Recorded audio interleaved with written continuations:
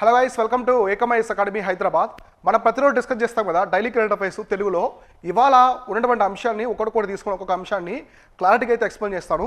ఇవాళ మనకి 26కు సంబంధించిన ఈవెంట్స్ ఏమున్నాయి చూద్దాం. గైస్, యూపీఎస్సీ సివిల్ సర్వీస్కి సంబంధించినటువంటి ఐఏఎస్, ఐపీఎస్, ఐఎఫ్ఎస్ సర్వీసుల్లో చాలామంది వస్తున్నారు ఆస్పిరెంట్స్.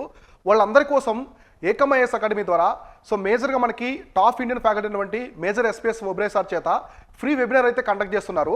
ఈ వెబినార్లో అసలు యూపీఎస్సీ సివిల్ సర్వీస్ అంటే ఏంటి, ఎగ్జామ్ ప్యాటర్న్ ఎలా ఉంటుంది, సిలబస్ ఎలా ఉంటుంది, అసలు కంప్లీట్ స్ట్రక్చర్ మొత్తం ఎక్స్ప్లెయిన్ చేస్తారు. తర్వాత ఏకమైఎస్ అకాడమీ ద్వారా ఒక ఆస్పిరెంట్ని బ్యూరోక్రాట్గా తయారు చేసినటువంటి ప్రాసెస్ అనమాట మొత్తం. టెస్ట్ సిరీస్ కావచ్చు, నెక్స్ట్ మనకి మెంటార్షిప్ ఇంటరాక్షన్ ఉంటుంది కదా, మనకి ఫేస్ ఇంటరాక్షన్స్ ఉంటాయి అనమాట. అంటే ప్రతి ఒక్కరికి దగ్గరుండి మరి మెంటార్షిప్స్ అనేవి కండక్ట్ చేస్తారు. వాటికి సంబంధించి కావచ్చు, తర్వాత టెస్ట్ సిరీస్ ఎలా ఉంటుంది, ప్రతి ఒక్కటి కూడా మీకు రేపు ఈవినింగ్ 5 PM వచ్చేసి అందరికి కూడా ఫ్రీ వెబినార్ అయితే కండక్ట్ చేస్తున్నారు. దీనికి సంబంధించినటువంటి యూజర్ ఐడి, పాస్వర్డ్ అనేది ఈ వీడియో డిస్క్రిప్షన్లో ఉన్నాయి. అందరూ కూడా రేపు ఈవినింగ్ 5 PM అయితే అటెండ్ అవ్వండి ప్రతి ఒక్కరు కూడా.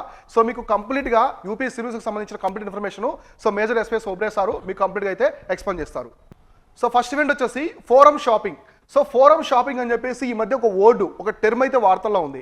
అసలు ఏంటి ఈ టర్మ్ అనేది, ఏ సెక్టార్కి సంబంధించింది, ఇది ఎందుకు వార్తల్లోకి వచ్చింది, దీనికి సంబంధించి ఏమైనా హిస్టరీ ఉందా అనేది క్లారిటీగా మనం డిస్కస్ చేద్దాం. ఇక్కడ చూడండి, సిజేఐ మన చీఫ్ జస్టిస్ ఆఫ్ ఇండియాకి సంబంధించిన చంద్రచూడ్. మనకి సిజేఐ ఎవరంటే భారత ప్రధాన న్యాయమూర్తి. భారత ప్రధాన న్యాయమూర్తి వచ్చేసి మనకి సుప్రీంకోర్టుకి చంద్రచూడ్ అనమాట. ఈయన రీసెంట్గా ఫోరం షాపింగ్ అనేదాన్ని తీవ్రంగా ఖండించారు, కండెమ్ చేశారు. తీవ్రంగా అయితే ఆ వర్డ్ని, ఆ టర్మ్ని ఖండించారనమాట. అసలు ఏంటి ఈ ఫోరం షాపింగ్ అనేదాన్ని సిజేఐ భారత ప్రధాన న్యాయమూర్తి ఎందుకు ఖండించారు, దీనికి ఎటువంటి ఏదైనా దీనివల్ల బ్యాడ్ ఇమేజ్ ఉందా, ఇది పాజిటివ్ టర్మా లేదంటే నెగిటివ్ టర్మ్ అనేది ఇప్పుడు మనం చూద్దాం. దీనైతే భారత ప్రధాన న్యాయమూర్తి తీవ్రంగా అయితే ఖండించారనమాట.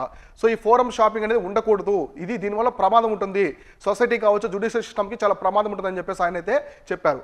అసలు ఇదేంటో చూద్దాం. అసలు ఫోరం షాపింగ్ అంటే ఏంటంటే ఇక్కడ చూడండి అర్థమవుతుంది, ఇది వార్తల్లో ఉంది కాబట్టి చెప్పుకున్నాం. When litigations are lawyer attempt to deliberately move their case to a particular judge or court. Particular judge or court where they think the judgment could be more favorable, they are said to be forum. Forum shopping అని పిలుస్తారు. ఇక్కడ ఏం చేస్తారంటే, for example ఒక lawyer ఉన్నారు, ఒక కేసుని వాదిస్తూ ఉన్నారు. ఈ లాయర్ ఏం చేసుకుంటారంటే ఆ కేసుని ఎక్కడైతే ఫేవరబుల్గా ఉన్నారో ఆ జడ్జికైనా మార్చుకుంటారు, ఆ జడ్జికైనా మార్చుకుంటారు, లేదా ఆ కేసుని అతనికి ఎక్కడ ఫేవరబుల్గా ఉందో ఆ కోర్టుకైనా షిఫ్ట్ చేసుకుంటారు అనమాట, మూవ్ చేసుకుంటారు ఆ కేసుని. అంటే ఏంటి, దాని అర్థం ఏంటి, అతనికి ఫేవరబుల్గా ఉందంటే ఖచ్చితంగా అతని వైపు జడ్జిమెంట్ వచ్చేదానికి ఆస్కారం ఉంటుంది. అతని వైపు అతను కేసు గెలిచే ఆస్కారం ఎక్కువ ఉంటుంది కాబట్టి అవకాశం. అందుకోసం అట్లా తనకి ఫేవర్గా ఉండే జడ్జి వైపున మార్చుకుంటారు, లేదా కోర్టుకైనా మూవ్ చేసుకుంటారు. దాన్ని ఏమైనా పిలుస్తారంటే ఫోరం షాపింగ్ అని చెప్పేసి పిలుస్తారు. ఇది జ్యుడిషియల్ సిస్టమ్గా కాకుండా సొసైటీ కూడా చాలా డేంజరస్ థింగ్ అనమాట. ఎందుకంటే ఇక్కడ న్యాయం అనేది జరగదు, జస్టిస్ అనేది కరెక్ట్గా ఉండదు. ఎందుకంటే అతనికి నచ్చిన జడ్జికి నచ్చిన కోర్టు వైపు మూవ్ చేసుకుంటున్నారు కాబట్టి కేసు. దీన్ని అయితే తీవ్రంగా అయితే ఖండించారనమాట. ఇది దీనికి సంబంధించి ఫోరం షాపింగ్. దీనికి సంబంధించి ఫోరం షాపింగ్కి ఏదైనా జడ్జిమెంట్ ఉందా అంటే ఇంతకుముందు చూడండి, the supreme court in its 1988 ruling the Chetak construction limited versus the Om Prakash. ఈ కేసు అనమాట, Chetak construction versus Om Prakash. Chetak construction limited versus Om Prakash case 1988లో 1988వ సంవత్సరం జరిగిందనమాట. ఈ కేసులో ఈ ఓటు అనేది వచ్చింది. ఈ కేసు అనేది జరిగిందనమాట. ఆ కేసు ప్రకారము ఈ టర్మ్ అనేది బయటకు వచ్చిందనమాట. కాబట్టి ఇట్లా జడ్జి అనేది ఇక్కడ లాయర్ అనే అతను ఖచ్చితంగా తనకి సంబంధించినటువంటి జడ్జి, తనకి ఫేవర్గా ఉన్న జడ్జి కోసమో తనకి ఫేవర్గా ఉన్నటువంటి కోర్టుకి షిఫ్ట్ చేసుకొని చేయడం అనేది కంప్లీట్లీ అది ఇన్జస్టిస్ఫుల్గా అయితే ఉంటుందన్నమాట. అది అన్యాయంగా ఉంటుంది. కాబట్టి ఇదైతే గుర్తుపెట్టుకోండి క్లారిటీగా. ఇది దీనికి సంబంధించింది, అంటే కంప్లీట్గా దేనికి సంబంధించింది, జ్యుడిషియరీకి సంబంధించిన టాపిక్ అనమాట. జ్యుడిషియరీకి అయితే సంబంధించిన టాపిక్.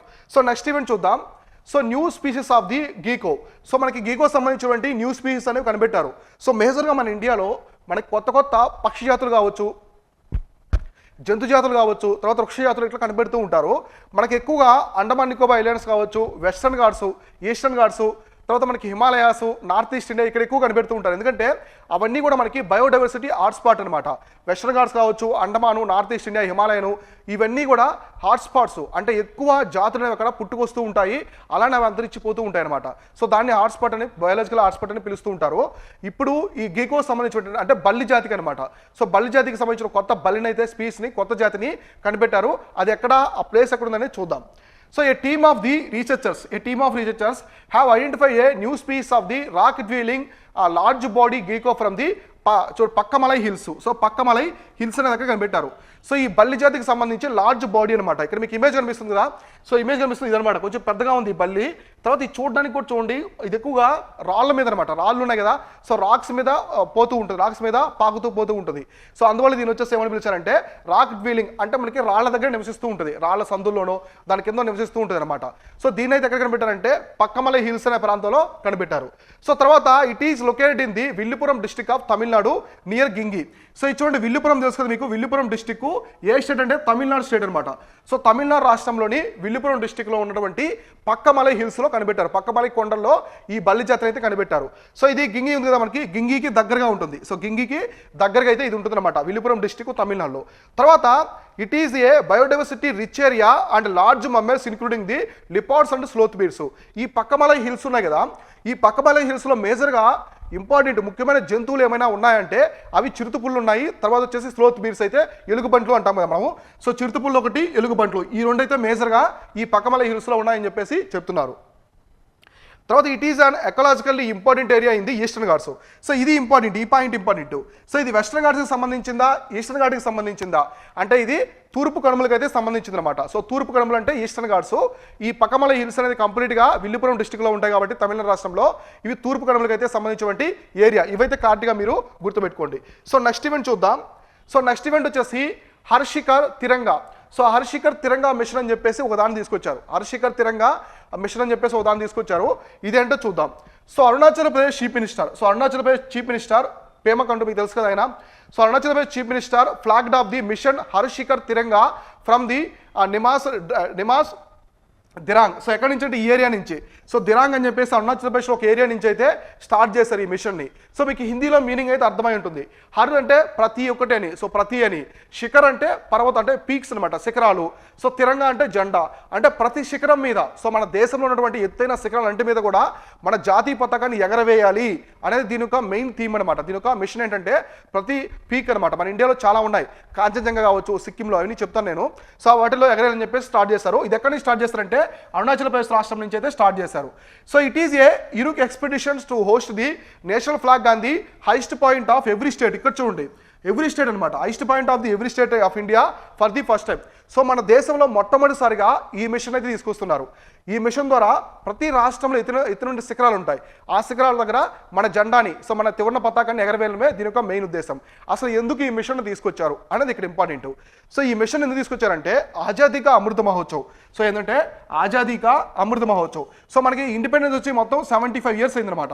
సో 75 ఇయర్స్ అయింది కాబట్టి ఇండిపెండెన్స్ వచ్చి, సో దీనికి గుర్తుగా మనము మన దేశభక్తిని చాటుకోవాలి ప్రతి ఒక్కరి ఉద్దేశంతో ఈ త్రివర్ణ పతాకాన్ని అన్ని రాష్ట్రాల శిఖరాల మీద అయితే ఎగరవేస్తున్నారు.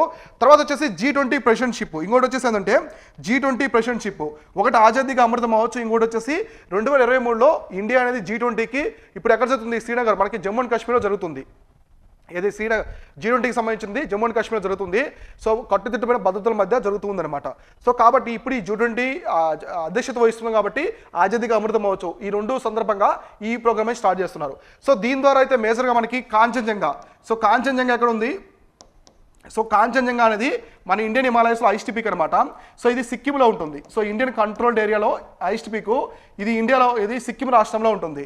తర్వాత మనకి నందాదేవి, ఉత్తరాఖండ్లో నందాదేవి కావచ్చు, మహారాష్ట్రలో కల్సుబాయి, ఇట్లా మనకి చాలా హైయెస్ట్ పీక్స్ అనేవి ఉన్నాయన్నమాట. సో కాబట్టి అక్కడైతే ఎగరవేస్తూ ఉన్నారు, ఇవన్నీ కూడా ఈ త్రివర్ణ పతాకాన్ని అయితే ఎగరవేస్తున్నారు, ఇది గుర్తుపెట్టుకోండి. సో నెక్స్ట్ వచ్చేసి సో ఐరావత్ అని చెప్పేసి వార్తల్లో ఉంది, ఐరావత్ అని వార్తల్లో ఉంది. సో ఇది టర్మ్ కదా, సో ఐరావత్ అనేది ఒక టర్ము. అసలు ఏంటిది, ఇది వచ్చేసి ఒక క్షిపణి పేరా లేదా ఏదన్నా జంతువు పేరా లేకుంటే ఒక స్కీమా అనేది మనకు తెలియాలి ఇక్కడ. సో ఐరావత్ అంటే తెలుస్తుంది, ఐరావతం తెలుస్తుంది మీకు. ఐరావతం అనేది ఇంద్రుడి యొక్క వాహనం అనమాట. కాబట్టి ఇక్కడ ఐరావత్ అని చెప్పేసి పేరుంది, దాని గురించి చూద్దాం. So recently India's AI supercomputer Airavat has been ranked at the number 75. ఇది ఏంటంటే ఏఐ సూపర్ కంప్యూటర్ అనమాట, ఆర్టిఫిషియల్ ఇంటెలిజెన్స్ సంబంధించిన సూపర్ కంప్యూటర్. ఎవరిదంటే ఇండియాకి సంబంధించింది. ఐరావత్ అనేది ఇండియాకి సంబంధించినటువంటి supercomputer, artificial intelligence supercomputer, AI supercomputer Airavat అనేది ఇండియాకి సంబంధించింది. సో ఇది రీసెంట్గా దీనికి 75వ ర్యాంక్ అయితే వచ్చిందనమాట. సో దీనికి 75వ ర్యాంక్ అయితే వచ్చింది. ఎక్కడంటే in the world at the international super computing conference in the Germany. So జర్మనీలో జరిగింది. జర్మనీలో ఏం జరిగిందంటే ఇంటర్నేషనల్ సూపర్ కంప్యూటింగ్ కాన్ఫరెన్స్ అనమాట, ఐఎస్సి అంటారు షార్ట్కట్లో, ఇంటర్నేషనల్ సూపర్ కంప్యూటింగ్ కాన్ఫరెన్స్. ఈ కాన్ఫరెన్స్లో మన ఇండియాకి సంబంధించినటువంటి ఐరావత్కి 75వ ర్యాంక్ వచ్చిందనమాట. అంటే మన ప్రపంచంలో most powerful super computers, AI super computer, artificial intelligence super కంప్యూటర్లో ర్యాంకింగ్ ఇస్తే మన ఇండియాకి సంబంధించిన ఐరావత్కి 75వ ర్యాంక్ అయితే వచ్చిందనమాట. సో తర్వాత the supercomputer has been named its 61st edition of the top 500 global supercomputing list released recently. So దీంట్లో ఏం చేశారంటే మొత్తం top 500 global supercomputing list అనేది రిలీజ్ చేశారు. సో ఈ సూపర్ కంప్యూటర్కి అందులో 61st ఎడిషన్, ఇది 61st ఎడిషన్ అనమాట. సో ఇప్పుడు ఇది రిలీజ్ చేశారు కదా, ఇది 61st ఎడిషన్. ఏంటి, మన ప్రపంచంలో ఉన్నటువంటి మోస్ట్ పవర్ఫుల్ సూపర్ కంప్యూటర్ లిస్ట్ని రిలీజ్ చేశారు. ఏంటంటే మొత్తం 500 తీసుకున్నారు. ఈ 500లో మన ఇండియాకి సంబంధించిన ఐరావత్కి 75వ ర్యాంక్ అయితే వచ్చిందనమాట. తర్వాత ఇక్కడ చూడండి, the AI super computing Airavat is installed at the C-DAC. So C-DAC, పూణేలో మనకి సీడాక్ ఉంటుంది, చాలా ఇంపార్టెంట్. సీడాక్ గురించి కూడా నేను ఎక్స్ప్లెయిన్ చేస్తాను. సీడాక్ దగ్గర ఇది తీసుకొచ్చానమాట. అసలు సీడాక్ అనేది ఏందో చూద్దాం నెక్స్ట్ స్లైడ్లో. సో ఇక్కడ Airawat manufacturing is a new web technologies speed of the 13,170 teraflops. So ఇక్కడ చూడండి మొత్తం ఎంత స్పీడ్ అంటే దీని స్పీడు 13,170 టెరాఫ్లాప్స్ అనమాట. సో 13,170 టెరాఫ్లాప్స్ స్పీడ్ దీనికి సంబంధించి. దీన్ని ఎవరు తయారు చేశారా అంటే న్యూ వెబ్ టెక్నాలజీస్ అనమాట. So new web technologies, new web technologies. So new web technologies అనే వాళ్ళు అయితే దీన్ని తయారు చేశారు. దీన్ని ఐరావత్ అనే సూపర్ కంప్యూటర్ తయారు చేశారు. దీన్ని ఎక్కడ ఇన్స్టాల్ చేస్తున్నారు, ఇండియాకి సంబంధించిన ఐరావత్ సూపర్ కంప్యూటర్ని ఎక్కడ ఇన్స్టాల్ చేశారంటే సీడాక్, పూణేలో ఉన్న సీడాక్లో ఇన్స్టాల్ చేశారు. ఇక్కడ కనిపిస్తుంది ఇది కంప్యూటరు. సో ఇప్పుడు దానికి సంబంధించి చూద్దాం. అసలు సీడాక్ అంటే ఏంటంటే centre for development for the advanced computing. So చూడండి, centre for development of advanced computing అని చెప్పేసి పిలుస్తారు. దీనే షార్ట్కట్లో సీడాక్ అని చెప్పేసి పిలుస్తారు అనమాట. ఇప్పుడు దీనికి సంబంధించి చూద్దాం, సీడాక్ సంబంధించి ఇన్ఫర్మేషన్ చూద్దాం. So it is a prominent research and development organisation under the ministry of electronics information technology. So MeitY అని పిలుస్తాం షార్ట్కట్లో. So ministry of electronics information technology సంబంధించిన మినిస్ట్రీ కింద అయితే ఇది ఒక రీసెర్చ్ అండ్ డెవలప్మెంట్ ఆర్గనైజేషన్ అనమాట, ఏది సీడాక్ అనేది. తర్వాత it focuses on the research and development in the various domains including the information technology. So IT కావచ్చు, సో ఐటీకి సంబంధించింది, సో ఎలక్ట్రానిక్స్ కావచ్చు, తర్వాత సూపర్ కంప్యూటింగ్ కూడా సంబంధించింది అనమాట. సో ఇక్కడ చూడండి, ఈ సీడాక్ దేని మీద ఫోకస్ చేస్తుందంటే ఒకటి ఇన్ఫర్మేషన్ టెక్నాలజీ, తర్వాత ఎలక్ట్రానిక్స్, నెక్స్ట్ వచ్చేసి సూపర్ కంప్యూటింగ్. ఈ మూటి మీద అయితే ఇది పనిచేస్తుంది అనమాట. తర్వాత it was establish in the year of the 1988. So 1980 సంవత్సరంలో ఈ సీడాక్ని under ministry of electronics information technology కింద అయితే దీన్ని తీసుకొచ్చారనమాట. So information technology. తర్వాత it was set up to build a super computers in the context of denial import of the super computers by USA. తర్వాత C-DAC builds the India's first indigenously super computer పరం. So పరం 8000 అనేది 1991లో. So మన ఇండియాలో మొట్టమొదటి super computer ఏదైనా ఉందా అంటే అది పరం 8000 1991లో తీసుకొచ్చారు. 1990 సంవత్సరంలో చేశారన్నమాట. దీనైతే ఈ సూపర్ కంప్యూటర్ని ఇన్వెంట్ చేశారు. దాని పేరు వచ్చేసి పరం 8000 అనమాట. మన ఇండియాకి సంబంధించిన మొట్టమొదటి సూపర్ కంప్యూటర్. దాన్ని ఎవరు తయారు చేస్తారంటే ఈ సీడాక్ వాళ్ళే తయారు చేశారు. ఇక్కడ మీరు అన్ని గుర్తుపెట్టుకోండి. సో అంతకుముందు మన సూపర్ కంప్యూటర్స్ మన దేశానికి లేవనమాట. మనం మొట్టమొదటిసారి తయారు చేసుకున్నాం, మిగతా మనం ఓన్గా తయారు చేసుకున్నది స్వదేశీ పరిజ్ఞానంతో పరం 8000. రిమైనింగ్ అన్ని కూడా మనం యూఎస్ నుంచి ఇంపోర్ట్ చేసుకుంటూ ఉండేవాళ్ళం. సో వేరే దేశాల నుంచి తెచ్చుకునే వాళ్ళము, ఇక్కడ నుంచి అయితే స్టార్ట్ చేస్తాం అనమాట. కాబట్టి ఐరావత్ ఏంటంటే కంప్లీట్గా ఇండియాకి సంబంధించిన సూపర్ కంప్యూటర్. ఈ సీడాక్ యొక్క హెడ్ క్వార్టర్స్ ఎక్కడ ఉందంటే పూణే అనమాట. సో ఆల్రెడీ చెప్పాను కదా, పూణేలో ఉంటుంది. ఇది కూడా గుర్తుపెట్టుకోండి. సో నెక్స్ట్ ఈవెంట్ చూద్దాం. నెక్స్ట్ ఈవెంట్ వచ్చేసి నాసామ్స్ అనమాట. So national advanced surface to air missile system. So national advanced surface to air missile system, ఇది నాసామ్స్ అనేది వార్తల్లో ఉంది. ఎందుకంటే మీకు తెలుసుంటుంది. సో డిఫెన్స్ పరంగా ఈ మధ్య చాలా మిసైల్స్ ఇవన్నీ కూడా వచ్చాయన్నమాట. డ్రోన్స్ కావచ్చు, తర్వాత మిసైల్స్ కావచ్చు, చాలా సిస్టమ్స్ అనేవి చూస్తూ ఉన్నాం. ఇవన్నీ కూడా బయటకు ఎలా వచ్చాయంటే వార్తల్లోకి ఈ రష్యా ఉక్రెయిన్ వార్ వల్ల బయటకు వస్తున్నాయి అనమాట. ఇది కూడా ఎగ్జాక్ట్లీ అలానే. The United states recently announced the approval of $285 million. $285 million sale of the NASCOM's air defense system to relate equipment to the Ukraine. So Ukraine దేశానికి మొత్తం $285 మిలియన్ విలువ చేసినటువంటి ఈ సిస్టమ్ని, ఈ డిఫెన్స్ సిస్టమ్ని అయితే సేల్ చేశారు. ఎవరు? అమెరికా వాళ్ళు ఇచ్చారనమాట. ఎవరికి ఇచ్చారంటే ఉక్రెయిన్ వాళ్ళకి ఇచ్చారు. తర్వాత ఇదేంటి అసలు? ఇది ఏదంటే it is a medium range ground based air defence system. So ఇది ఎయిర్ డిఫెన్స్ సిస్టమ్ అనమాట. So medium range air defence system అంటే గ్రౌండ్ మీద ఉంటుంది, నేల మీద ఉండి ఎయిర్ డిఫెన్స్ సిస్టమ్. ఇక్కడ మీరు చూస్తున్నారు కదా, ఇది ఇక్కడ నేల మీదే ఉంటుంది. ఇక్కడ నుంచి మొత్తం హెలికాప్టర్స్ అవన్నీ పైన శత్రువులు లాంచ్ చేస్తారు కదా, వాటి కూడా ధ్వంసం చేస్తూ ఉంటుంది. తర్వాత ఇక్కడ చూడండి, it is design to engage air targets at a low medium altitude in the all weather conditions. So ఎటువంటి వెదర్ కండిషన్లో అయినా ఎయిర్ టార్గెట్స్ అనమాట. సో మనకి ఆకాశంలో ఎయిర్ క్రాఫ్ట్ నుంచి శత్రు దేశాలు దాడి చేస్తూ ఉంటాయి కదా, వాటి మొత్తాన్ని కూడా ఇది పేల్చి ధ్వంసం అయితే చేస్తుంది. అదొకటి. తర్వాత దీన్ని ఎవరు డెవలప్ చేశారంటే రేథియాన్, యుఎస్కి సంబంధించిన రేథియాన్. సో రేథియాన్ అని చెప్పేసి ఒక కంపెనీ అనమాట, జాయింట్గా డెవలప్ చేసి. It was design and development by jointly by the Raytheon. United స్టేట్స్కి సంబంధించిన డిఫెన్స్ గ్రూపు ఈ రేథియాన్ రెండు కలిపి జాయింట్గా అయితే దీన్ని మ్యానుఫ్యాక్చరింగ్ చేశాయన్నమాట. సో ఇది ఎందుకు వార్తల్లోకి వచ్చిందంటే రష్యా ఉక్రెయిన్ వాళ్ళ వల్ల వార్తల్లోకి వచ్చింది. ఇది ఏ దేశానికి సంబంధించిందంటే యునైటెడ్ స్టేట్స్ అనమాట, అంటే మనకి అమెరికాకి సంబంధించినటువంటి సిస్టమ్. సో ఇదొకటి. So next event Jaisamand wildlife sanctuary అనేది వార్తల్లో ఉంది, చూద్దాం. So Rajasthan chief minister recently inaugurated the jungle safari. So jungle safari అనే దాన్ని స్టార్ట్ చేశారు ఇక్కడ. ఎక్కడంటే ఈ జైసమంద్ వైల్డ్ లైఫ్ శాంక్చురీ అనేది రాజస్థాన్ రాష్ట్రంలో ఉంటుంది. కాబట్టి అక్కడ జంగిల్ సఫారీని స్టార్ట్ చేశారు. సఫారీని తెలుసు కదా మీకు, మనం ఎక్కువగా నేషనల్ జియోగ్రఫీ ఛానల్లో డిస్కవరీలో చూస్తూ ఉంటాం. సో మన ఇండియాలో కూడా చాలా ప్లేసెస్ సఫారీ ఉంది. సో మనకి ఎస్పెషల్లీ కాజిరంగ కావచ్చు, తడోబా అందరి టైగర్ రిజర్వ్ కావచ్చు మహారాష్ట్ర.